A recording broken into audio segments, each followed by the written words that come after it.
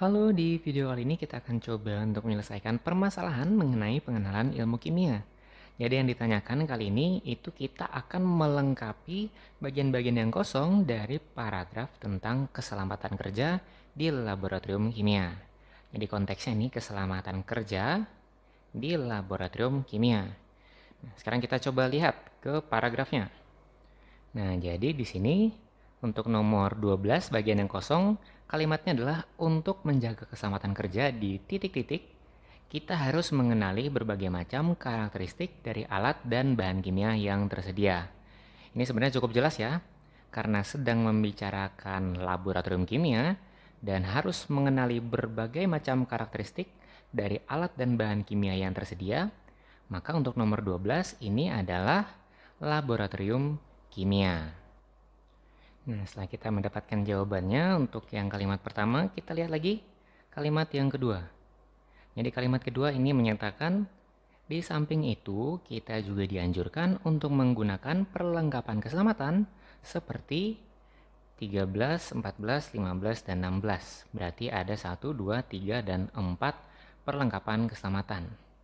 Nah, perlengkapan keselamatan di dalam laboratorium itu mencakup keselamatan dari atas, yaitu kepala, kemudian ke tengah yaitu badan, dan ke bawah yaitu kaki. Jadi yang pertama, ini bisa kita isi yang 13-nya dengan alat keselamatan yaitu jas lab. Jadi jas laboratorium. Kemudian yang 14-nya ini bisa kita isi dengan yang namanya pelindung mata. Jadi jas lab, kemudian pelindung mata, dan yang ke-15 ini bisa kita isi dengan sepatu tertutup untuk melindungi bagian bawah tubuh. Jadi sepatu tertutup. Kemudian yang terakhir ini bisa kita isi dengan sarung tangan. Nah, ini adalah alat-alat keselamatan yang umumnya terdapat atau diperlukan di laboratorium, khususnya laboratorium kimia. Nah, selanjutnya kita lihat lagi ke kalimat berikutnya. Jadi kalimat berikutnya ini menyatakan alat dan bahan kimia dalam laboratorium harus digunakan dengan baik. Peralatan yang terbuat dari titik-titik merupakan barang pecah belah dan mudah retak oleh benturan dengan benda lain.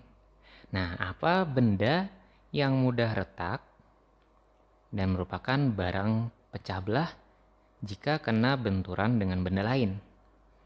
Nah, ini jawabannya cukup mudah ya, yaitu adalah bahan yang terbuat dari gelas kaca, atau bisa saja ditulis gelas. Jadi nomor 17 ini cukup mudah, yaitu gelas. Nah, kita lanjutkan ke kalimat berikutnya. Titik-titik harus disimpan di ruangan kering dan dijauhkan dari air untuk menghindari korsleting. Nah, informasi dijauhkan dari air dan menghindari korsleting ini cukup jelas untuk jawaban kali ini, yaitu adalah peralatan elektronik atau peralatan listrik. Jadi kita jawab peralatan elektronik. Nah, kita sudah dapat jawabannya, kita lanjutkan ke kalimat berikutnya. Jadi kalimat berikutnya menyatakan bahan kimia beracun harus disimpan pada tempat khusus dan aman seperti di dalam. Nah, untuk menjawabnya kita harus tahu dulu bahwa di laboratorium kimia biasanya terdapat yang namanya lemari asam. Dan lemari asam itu tempat khusus untuk menyimpan bahan-bahan yang kuat atau yang keras dan biasanya untuk menyimpan bahan asam kuat. Selain bahan asam kuat juga biasanya untuk menyimpan bahan-bahan kimia beracun.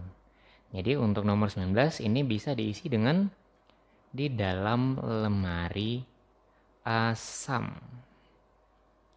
Nah, kita sudah dapat 19, kita tinggal menjawab kalimat terakhir. Jadi kalimat terakhir ini sedangkan bahan kimia yang mudah menguap dan mudah terbakar harus disimpan di ruang gelap dan titik-titik. Nah, jadi untuk bahan yang mudah menguap dan mudah terbakar ini sebenarnya harus dijauhkan dari api karena dia mudah terbakar. Artinya harus dijauhkan dengan alat-alat yang berpotensi menimbulkan percikan api atau menimbulkan nyala api. Jadi di ruang gelap dan jauh dari api. Nah, ini adalah jawaban yang terakhir. Sehingga sudah lengkap untuk kalimat yang kosong-kosongnya. Itu dari nomor 12 sampai 20.